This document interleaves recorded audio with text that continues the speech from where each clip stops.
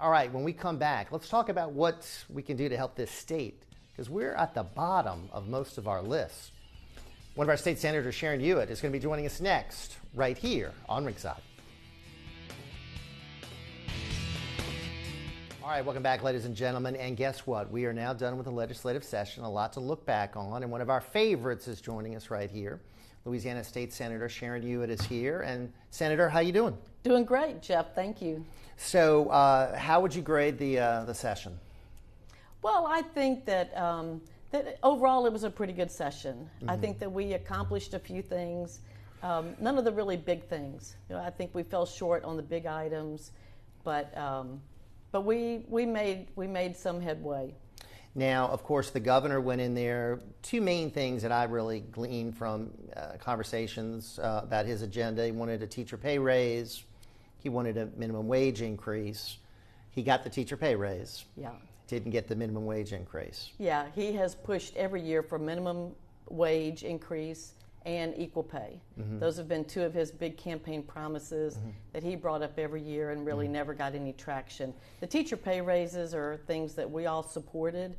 That was an easy thing, for us to vote for. So the fiscal situation, and you've been there now a term, finishing up your term, is it the best now it's been in the 4 years? Well, I guess it kind of depends on your perspective. So the governor likes to say that he came in with a $2 billion deficit and has now stabilized the budget.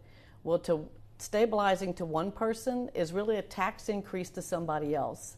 And the reason the budget is stabilized is because he convinced enough people last year that we needed to pass a 0.45 cent sales tax. I was not one of those people that supported that. That generated $500 million. And then this year we had a $300 million surplus. So I'm not sure that we really needed the tax increase. Mm-hmm. It certainly was an easier session this year to be talking about all the different ways we could spend the money instead of all the different cuts that we needed to make. Right. So really, the fiscal cliff that he kept talking about really didn't exist because we have this surplus now, right? We have a surplus. Mm-hmm. And there's still so much opportunity, Jeff, when you look at all the different ways we spend money. Medicaid is such a great example, and some of that has come to light now about how we have Medicaid for so many people that don't meet the income eligibility cutoffs. We have people who dropped their private insurance to take Medicaid. We're paying everything out of the state budget, and it's just really discouraging. Correct me if I'm wrong, but the legislative auditor, I think, reviewed this program and found $85 million, I think, in fraud. And I think there are people making over $100,000 receiving Medicaid, over $200,000 receiving Medicaid, over $300,000 receiving Medicaid. How is that happening? Because we have poor systems in place to manage a $14 billion operation. We did not have processes in place other than a very manual, labor-intensive process to really evaluate if people met the eligibility requirements to be on Medicaid. It's self-reported. So people would fill out a form to say that, yes, their income met the cutoff for poverty to be on Medicaid. And then when their situation changed, of course, they never let the Department of Health know that, oh, gosh, now I have a job and I don't meet the cutoff or whatever. And we weren't enough in the 21st century to really be able to manage that. And I think, quite honestly, the administration's whole goal in the beginning was to sign up as many people as possible. And they put people on autopilot. So everyone that was getting food stamps automatically got Medicaid. Many times they didn't even know they were on Medicaid. So, and we added about 500,000 people to the Medicaid rolls. Yes, we're right at 500,000 people. We know that there are people who are able-bodied, who are not working, that perhaps should be working. They're not disabled. They're very capable of working. We know, again, we had people drop their private insurance. We have people that are well beyond the poverty limit. We don't have enough fidelity in the system. And quite honestly, we've been getting a lot of resistance from the administration in sharing the data between agencies that would allow us to improve our processes. I did a review of all the different bills that were introduced to really institute some serious checks and balances on the system, and I think they opposed every one of them, the administration. They have. They've consistently opposed every good policy bill that we tried to pass that would make our processes better. And so it makes you wonder, what's their incentive and why do they not want us to be better stewards of the dollar, of the taxpayer dollar? Louisiana, of course, you talked about that tax increase. I think we're number 1 or number 2 as far as sales taxes in the nation. Yes. So we're up there at the very high level. I also think there's a correlation between that and the fact that we're one of 8 states in the nation to lose population. When you're a high tax state, you tend to lose people. You don't grow your business environment, and I haven't seen a lot really to bring business to the state. Now, tell me where I'm wrong on that. You're not wrong at all, Jeff. I mean, the federal tax cuts that the Trump administration passed revved the engine, the economic engine in states all around us. Right. And it has basically bypassed Louisiana. And the governor likes to selectively use a few statistics to try to show that the economy in Louisiana is doing great.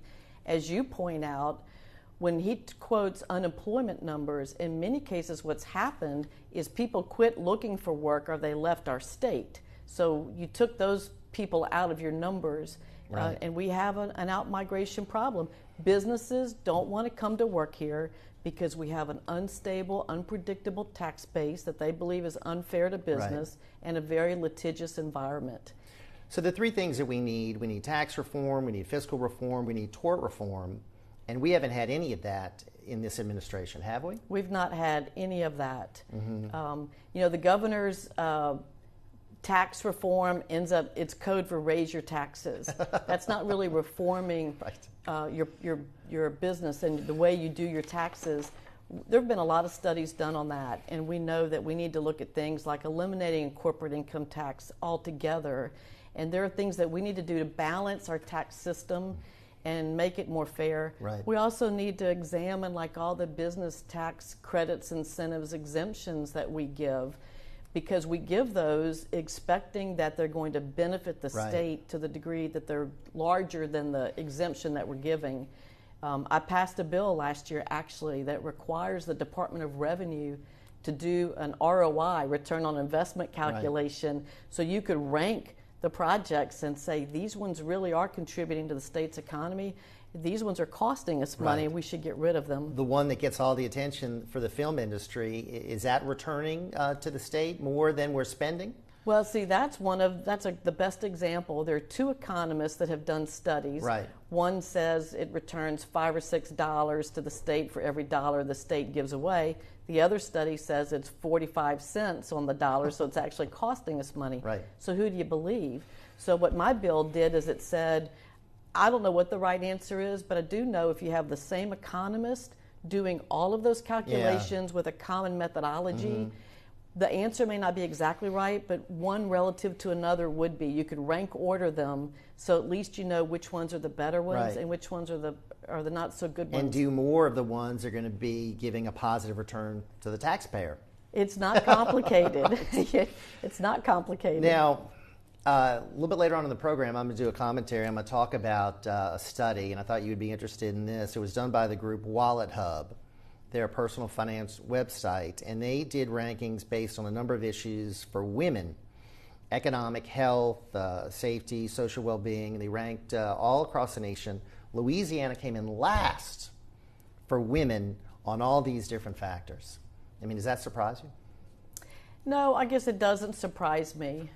We know that we have a lot of issues to deal with. One of the things that I'm really proud of and have been focusing on for a couple of years now is encouraging more people to go into STEM, science, technology, engineering, and math type curriculums, because we know technology is a part of every industry and that we need to develop a different skill set, all right. of us as a community, especially women. So part of the problem that we have with women in our state is that they tend to gravitate towards the lower paying jobs, social work and nursing and teaching and things like that are important, but they don't necessarily help you pay the bills, where the men gravitate to architecture and engineering and medicine and things like that. And so part of what I hope we can do is make it more obvious to women what some of those opportunities are for upward mobility and to help give them the skills to do that. That would solve a lot of the state's problems.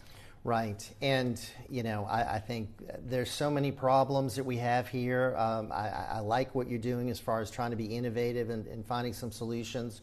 We only have about 30 seconds left. In your campaign for re-election, and who knows, you might be state senate president, what are you focusing on? What is your rationale to the voters in your district about why you want another term?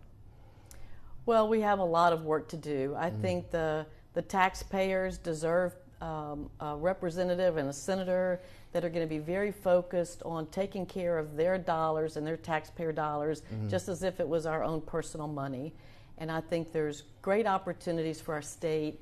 We just need to have enough like-minded people elected in this upcoming election so that we can actually get the agenda implemented that I believe our people are electing us to do. Right.